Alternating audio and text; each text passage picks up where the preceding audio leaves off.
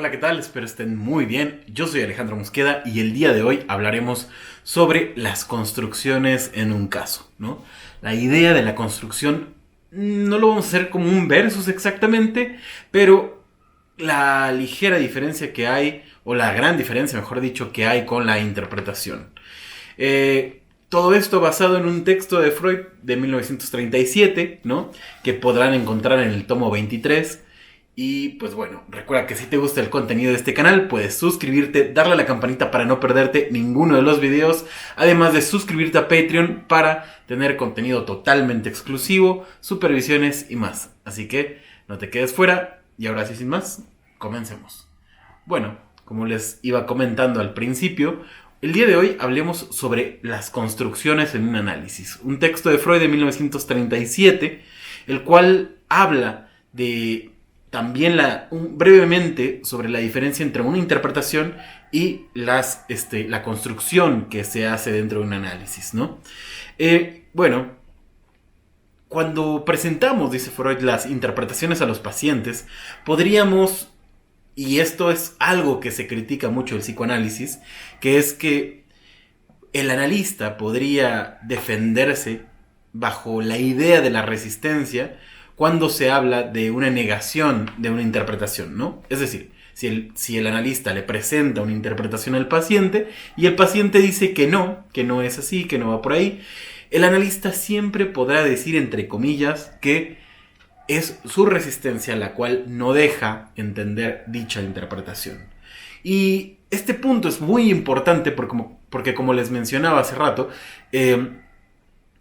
con esto siempre se critica el psicoanálisis y vamos a ver cómo Freud de alguna manera nos dice que puede guiarnos en decir que la construcción y después a posteriori la interpretación va por un lugar correcto, vamos a decirlo así, ¿no? Que no nos estamos equivocando del todo. Este texto entonces se va a dividir en 3 puntos. El primero en donde Freud nos va a decir brevemente como la diferencia o las similitudes, mejor dicho, entre la arqueología y la construcción dentro del análisis. El segundo punto del texto será justo cómo podemos pensar el sí o el no del paciente frente a una construcción, ya que cuando un paciente dice que sí o no a una construcción que hemos hecho, no necesariamente tiene que ir por ahí, ¿no? Si un paciente dice que no, no necesariamente es un no, ni necesariamente es un sí cuando el paciente dice que sí. Así que esa será la segunda parte que trabaja Freud en el texto. Y la tercera parte tiene que ver con los delirios, ¿no? Esta situación de cómo podríamos pensar los delirios y la construcción dentro de un análisis y cuáles son las diferencias, ¿no? Entonces de esa manera va a ir Freud desarrollando este texto. Y bueno, comencemos por esta primera parte. Y dice que el contenido que obtenemos, dice, lo voy a citar, ¿no? El consabido propósito del trabajo analítico es mover al paciente para que vuelva a cancelar las represiones de su desarrollo temprano y las sustituya por unas reacciones como las que correspondería a un estado de madurez psíquica, ¿no? Como sabemos, Freud, bastante biologicista en ese sentido, y nos dirá que el material que vamos a ir obteniendo es gracias a la asociación libre, ¿no? Y debemos aprovechar dicho material. ¿Cómo? De la siguiente manera. Con esta materia prima, por así llamarla, debemos nosotros producir lo deseado. ¿Qué es lo deseado? Combatir la represión, ¿no? Lo deseado es una imagen confiable e íntegra de todas sus piezas esenciales, de los años olvidados de la vida del paciente. Pero aquí somos advertidos de que el trabajo analítico consta de 2 piezas por entero diferentes, que se consuman sobre 2 separados escenarios. Se cumple en 2 personas, cada una de las cuales tiene cometidos diversos, ¿no? Y esto es bien interesante porque aquí es cuando podemos pensar la conjunción dentro de la idea de Lacan y de Freud, ¿no? De dónde Lacan rescata algunas cosas que él mismo propone.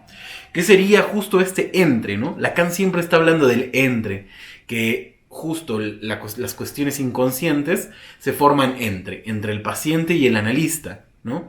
Y lo que dice aquí Freud es algo muy similar.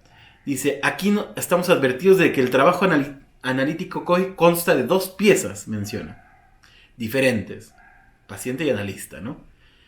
Que cumplen escenarios distintos, ¿no? Como hemos dicho en otros videos del canal, en el caso siempre está el fantasma del analista, y que ambos tienen cometidos diversos, ¿no? Todos sabemos que el analizado, dice Freud, líneas más abajo, debe ser movido a recordar algo vivenciado y reprimido por él. Y las condiciones dinámicas de este proceso son interesantes, que la otra pieza del trabajo, la operación del analista, pasa en cambio a un segundo plano. El analista no ha vivenciado ni reprimido nada de lo que interesa. Su tarea no puede ser recordar algo. ¿En qué consiste, pues, su tarea? Aquí es interesante porque dice, del lado del paciente será recordar. La tarea del paciente será ir relatando la vivencia para justo pasar a recordar algo, ¿no? Y del lado del analista no es recordar nada. Tiene que colegir lo olvidado desde los inicios que esto ha dejado tras sí. Mejor dicho, tiene que constituirlo, ¿no? Tiene que construir todo con estas piezas que da el paciente, justamente aquello que es inconsciente. Y es por ello que Freud piensa justo el trabajo analítico como una arqueología. A diferencia de Lacan, que lo piensa tal vez como una, ¿cómo se dice? Como una operación matemática, ¿no? En donde hay incógnitas las cuales vamos a ir despejando conforme avanza el caso. Pero por este lado, al menos, con Freud piensa la idea del arqueólogo, aunque no dice que sea del todo igual, ¿no? Freud piensa que la tarea del analista es como un arqueólogo porque encuentra ciertas piezas las cuales tendrá que ir reconstruyendo, ¿no? Para encontrar justamente el todo. De una piececilla va a ir armando todo un constructo que le permita saber de qué se trata esa pieza. Y algo similar hace el analista. La diferencia yace justamente en lo siguiente. La principal diferencia entre los dos reside en que para el arqueología la reconstrucción es la meta, ¿no? El arqueólogo, cuando reconstruye la pieza, se acabó, ¿no? Su trabajo ha terminado. A diferencia de la del analista. El analista, ahí comienza su trabajo, dice, el término del empeño. Mientras que para el análisis, la construcción es solo una labor preliminar, ¿no? Primero hay que reconstruir para después pasar al trabajo analítico también, ¿no? A seguir, perdón, el trabajo analítico. Así que la diferencia está en que uno termina cuando reconstruyó y el otro apenas comienza. Eso sería la primera parte del texto, ¿no? Muy a resumidas cuentas. Pasando a la segunda, justamente tiene que ver con el cómo, no exactamente el cómo, sino cuando uno le da una construcción al analista, al analizado, perdón, cómo éste la recibe. Y entonces, cuando inicia esta segunda parte, Freud dice, siempre se habla poco de construcción porque se habla más de la interpretación. Y la interpretación es solo una parte, dice aquí. Yo opino que la construcción es con mucho la designación más apropiada. Interpretación se refiere a lo que uno emprende con un elemento singular del material, una ocurrencia, una operación fallida, etc. Es construcción, en cambio, que al analizado se le presenta una pieza de su prehistoria olvidada. Es decir, a diferencia de la interpretación, que es por un pequeño lapsus que se tuvo, un olvido, un fallido, ¿no? En la construcción habla de una reconstrucción del pasado. Con todos los elementos que nos ha dado el paciente a lo largo de las sesiones, uno construye la pieza, ¿no?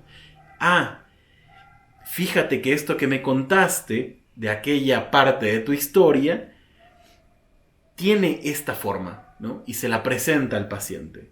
Oye, ¿qué crees? Me parece que cuando tú eras niño pasaba esto y esto, y entonces, por ello, hoy piensas X cosa, ¿saben? Eso es una construcción.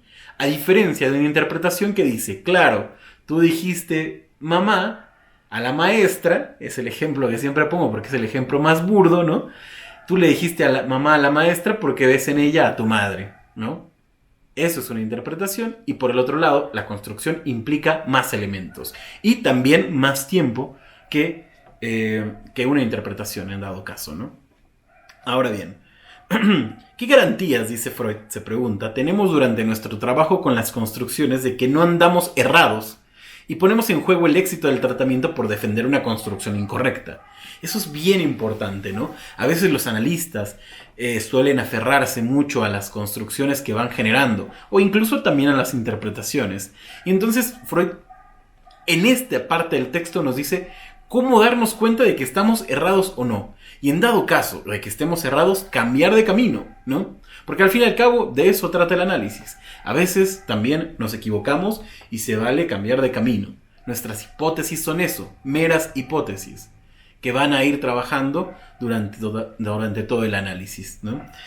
En ocasiones, dice, se presenta cuando sale a la luz material nuevo, que permite una construcción mejor y de tal suerte ratificar el error. La construcción falsa cae fuera como si nunca hubiera sido dicha, y aún en muchos casos se tiene una impresión, para decirlo con Polonio, de haber capturado uno de los esturiones de la verdad con la ayuda de un señuelo de la mentira.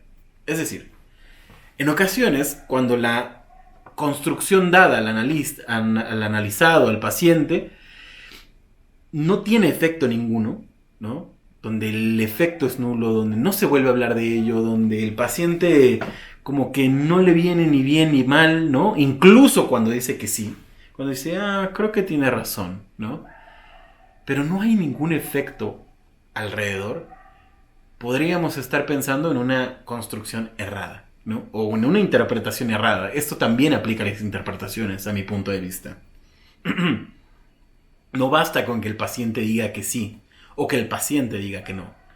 Es correcto, dice, que no aceptamos como en pleno valor un no del analizado, pero tampoco otorgamos validez a un sí. Es totalmente injustificado culparnos de reinterpretar en todos los casos su manifestación como una corroboración. En la realidad, las cosas no son tan simples. No supongamos tan fácil la decisión, ¿no? O sea, Freud nos dice, cautelosos, ¿no? En términos lacanianos, no se apresuren, ¿no? Ya sea que el paciente asiente con la cabeza, con palabras, que la construcción o la interpretación, en otro caso, ¿no?, son correctas, no necesariamente tenemos que darle validez a eso. En muchas ocasiones incluso, y me ha pasado también, hay pacientes que asientan y dicen, claro, usted tiene toda la razón, es que usted es un genio, ¿no? Es que usted siempre le atina.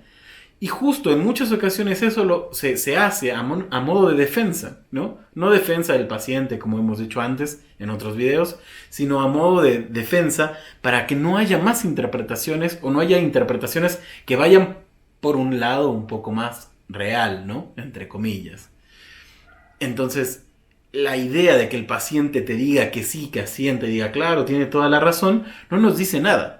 Así como no nos dice nada cuando el paciente dice, no, por ahí no va, yo creo que eso no es, ¿no?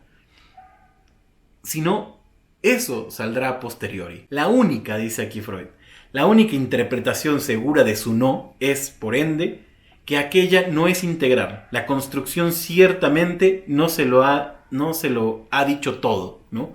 Cuando uno lanza una construcción, no es que esté del todo errada en ocasiones, sino que tal vez no se ha dicho todo y por eso no cierra todavía, ¿no? Saber si uno ha elegido correcta o incorrectamente tendrá que ver con el giro del oyente, ¿no? ¿Qué quiere decir esto? Cuando una construcción se da al paciente, generalmente, y Freud nos pone las palabras, ¿no?, que podremos escuchar, y seguramente ustedes la han escuchado en su consultorio, así como yo también en el mío, esto de, no me parecía eso, ¿no? Como que nunca se me había pasado por la cabeza, nunca me pasaría por la cabeza esto que usted dice, ¿no? Nunca lo había pensado, nunca lo imaginé así, ¿no? Eso sería una forma de saber que nuestra construcción tuvo algo de novedoso. Por otro lado, para saber que nuestra construcción fue correcta, podemos ver, dice Freud, que el analizado responde con una asociación que incluya algo semejante o análogo al contenido de la construcción. Por ejemplo, yo recuerdo que en alguna ocasión a una paciente le presenté una construcción que tenía y ella me dijo que no. Pero ojo, no porque estaba errado, sino porque estaba al revés, ¿no? Digámoslo así. Yo le dije que el camino que había tomado era a la izquierda porque eran justamente lo que siempre se le había pedido, por decir algo. Y la paciente dijo, no, en realidad creo que no. En realidad creo que va a la izquierda. Digo, a la derecha, perdón. Bueno, aquí estoy volteado, ¿ah? Pero en realidad va al otro lado. ¿Por qué?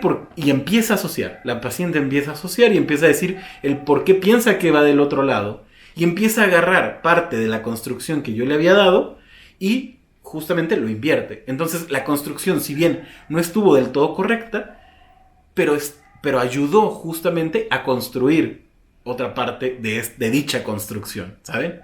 Entonces, esa sería otra forma de entender que nuestra construcción que le otorgamos al paciente fue acertada. Esas serían dos maneras. Pero ahora bien, Freud nos dice que para saber que nuestra construcción es falsa, implica una nula modificación del paciente, ¿no? Pero si es correcta, aporta una aproximación a la verdad, dice.